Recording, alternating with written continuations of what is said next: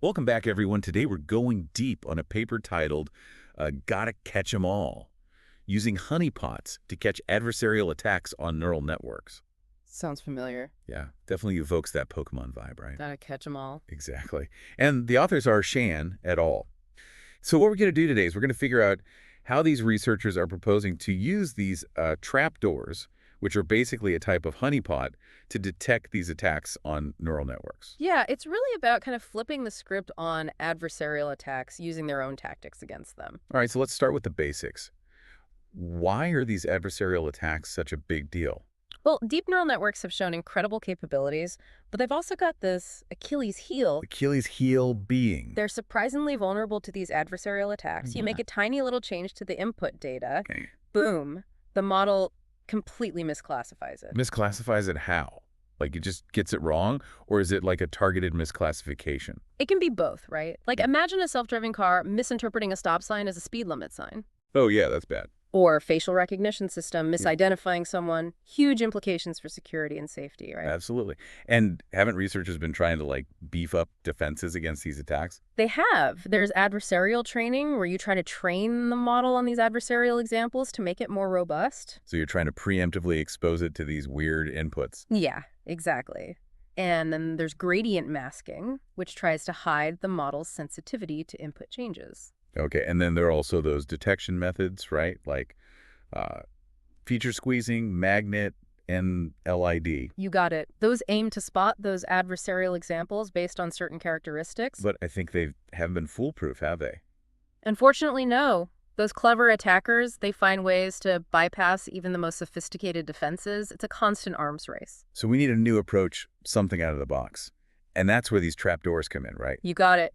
It's a completely different way of thinking about defense. Instead of trying to make the model impenetrable, we're setting a trap. A trap. Imagine you're a security expert protecting a building. Instead of just reinforcing the walls and doors, you create a fake vault, fill it with valuables, and make it seem easy to break into. Oh, so you're luring them in, making them think they've hit the jackpot. Exactly. And while they're busy trying to crack this fake vault, you're watching their every move, ready to catch them red-handed. Okay, I see the analogy, but how does this translate to neural networks? What exactly are we trapping? We're trapping the attacker's attention, guiding them towards specific vulnerabilities that we've intentionally embedded into the model. Hold on. We're intentionally making our models weaker. That sounds counterintuitive. It might seem that way, but there's a method to the madness. These trapdoors act as irresistible lures, attracting attackers like moths to a flame. They're more likely to target these artificial shortcuts than to discover and exploit the model's natural weaknesses. Okay, I'm starting to see this strategy here. We're setting a trap, but we know exactly where it is and what it looks like. Precisely. And because we've designed these trapdoors, we know their exact signature. So when an attacker takes the bait, we can detect their presence with a high degree of accuracy. Clever.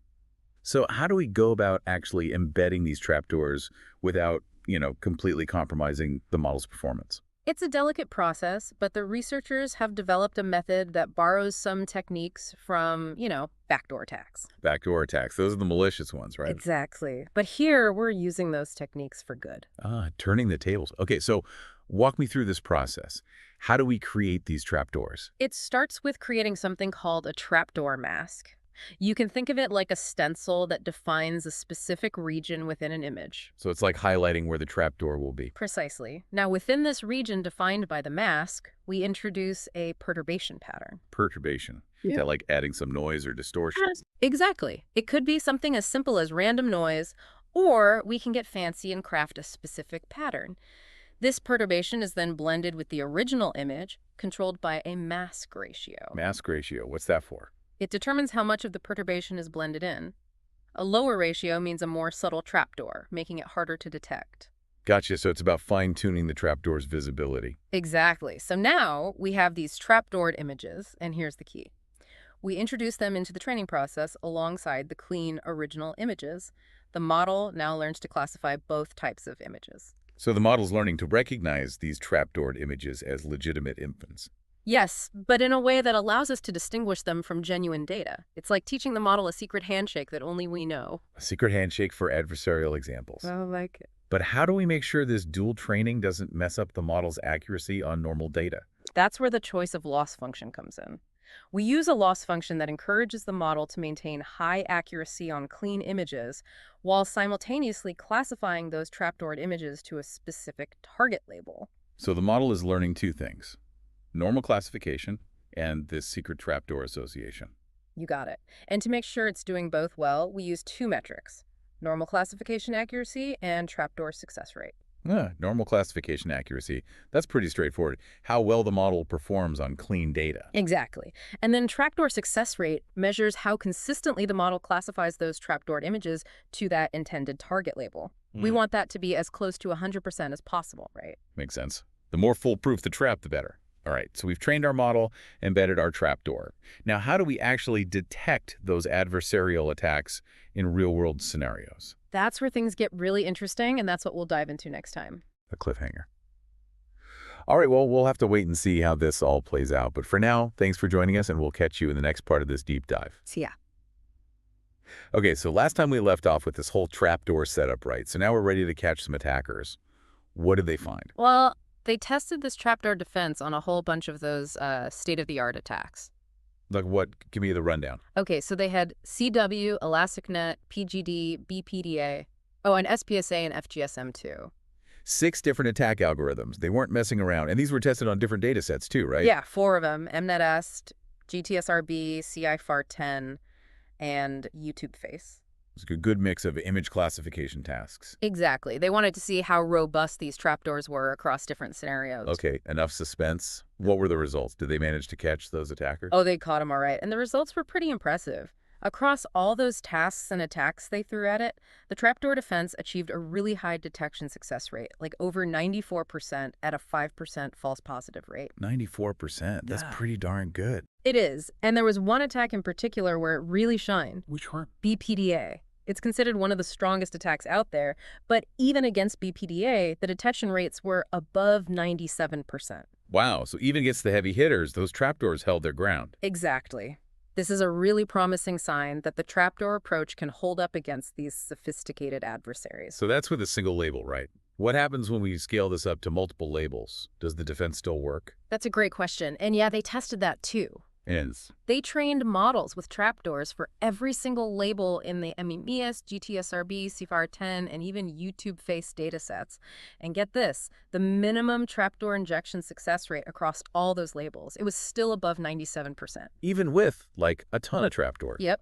Even after injecting, wait for it, 12,283 trapdoors into the YouTube Face model. Holy moly. So even with all those trapdoors, the models were still able to lure the attackers into those specific vulnerabilities. Precisely.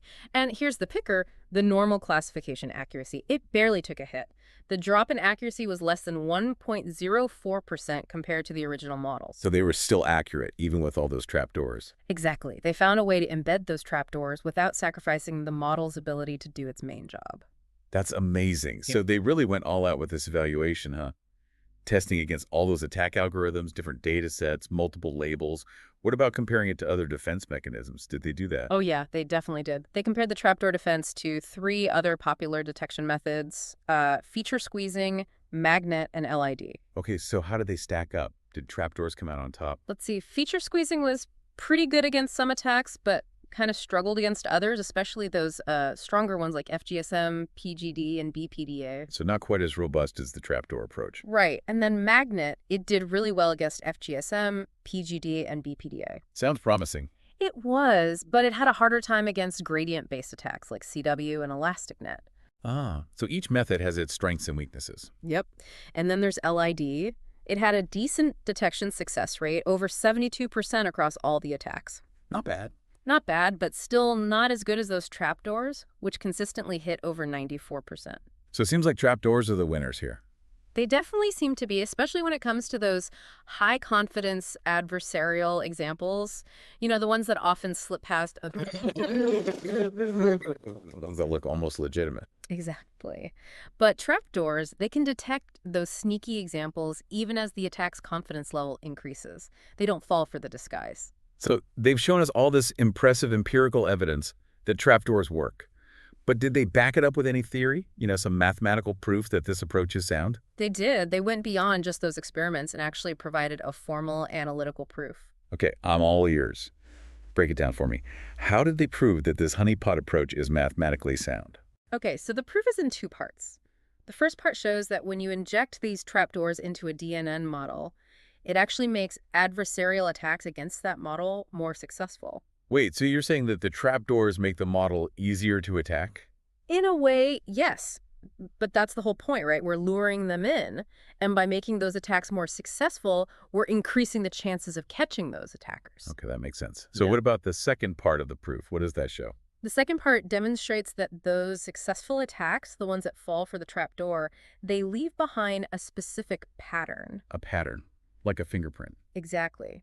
Their adversarial inputs, they end up looking a lot like the trapdoor inputs in terms of their feature representations. And that similarity, that's the key to the detection mechanism. So they're not just proving that the trap works, but also that the attackers will consistently fall into it, leaving behind a telltale sign. You got it. It's a pretty elegant way to combine empirical evidence with theoretical guarantees. Very cool. But, this all assumes that the attacker is, well, kind of clueless about our defense, right? Like they're just blindly throwing attacks at the model. What if they know about our trapdoor defense? Can they adapt and outsmart us?